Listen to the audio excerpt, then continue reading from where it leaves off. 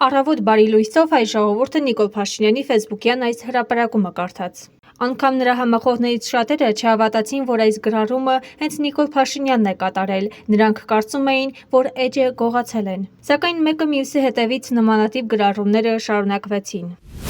Արմլուրը զրուցել է քաղաքացիների հետ հասկանալու, թե ինչպես են ընդունել վարչապետի այս հայտարարությունը։ Գժվել է։ Չեմ ուզում խոսեմ Նիկոլ Փաշինյան, չեմ ուզում։ Ինքը թուրք է, ոնց կարող քրիստոնեության մասին բանաս։ Ամեն դեպքում եկեղեցին, բնում է եկեղեցին, ինչ ասեմ։ Ինչ ուզում ասի, ինչ ոչ նրանք են միիսան, ոչ էլ նրանք են միիսան, անցած։ Մեկ հատ հոգևորական չկա, որ ես ասեմ, որ արժանի հոգևորական է, կներեք, բայց երբեք չեն օգնել մեր ազգին։ Եկեղեցին լավ եկեղեցի է, ժողովուրդը գալիս են, գնում են։ Մեր կաթողիկոսը լավ մարդ է, բարի, շատ լավ մարդ է կաթողիկոսը։ Սակրոնության ուխտը պահում են։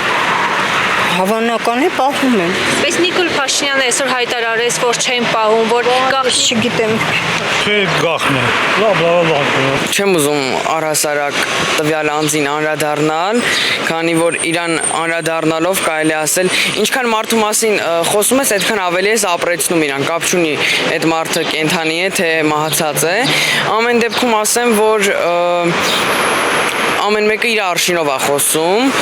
այդ արտահայտությունը, որ արել է, չգիտեմ, պարզապես որ արտնացա, բացեցի համացանցը, շոկի մեջ եմ, ինչ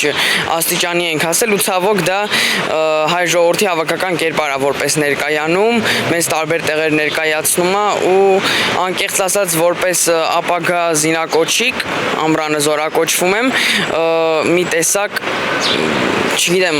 ամաչում եմ։ Ես որ ասեմ, ստեղ ոչ մի բան չի տեղավորվի։ Իմ տղայի եւ այլն կրքարը եղել է Վազգեն առաջինը, մնացածով ինչ ուզում ասել։ Ես հավատում եմ ու վերջ։ Ճիշտ է ասում։ Ես Նիկոլ Փաշինյանի հայտարարած հետ լրիվ համաձայն եմ։ Շատ եկեղեցիներ, այո, ճուլանի տպավորություն են թողնում, այո, որտեղ մտնում ես, ինչ ասես տեսնում ես։ Բայց ինչու մինչև այս կարծիքը չկար։ Միշտ էլ այդ կարծիքը եղել է, նոր բարձրաձայնվում է։ Չգիտեմ, այդ Փաշինյանին հարցրեք, բայց որ ամեն ինչ փոխվել է, շատ բան է փոխվել։ Աթեիզմը իր գործը արեց, էլի։ Եկեղեցին իր պետք եղած ժամանակ, մեր հայերի ջարդի բանի ժամանակ շատ օգտակար է եղել։ Հիմա չգիտեմ փոխվել է թե ոչ, բայց ասեմ, ես վատ չեմ տեսել։ Նույն հաջողությամբ կարելի է ղեկավարության մասին էլ խոսել, որ ահագին բան չեն պահում ու գաղտնի բաներ են անում մեր ժողովրդի գլխի։ Միանշանակ չի կարելի այդպիսի հայտարարություններ անել։ Հայ առաքելական եկեղեցին բացի կրոնական կազմակերպություն լինելուց նաև մեր բազմադարյան պատմության կենթանի վկանա եւ շատ ժամանակ, երբ որ մենք պետականություն չենք ունեցել, հենց եկեղեցին է ստանձնել պետականության դերը եւ այն ինչ որ պահպանվել է եւ հասել է մեր ժամանակները, դա մեծի մասամբ հայ առաքելական եկեղեցու շնորհքն է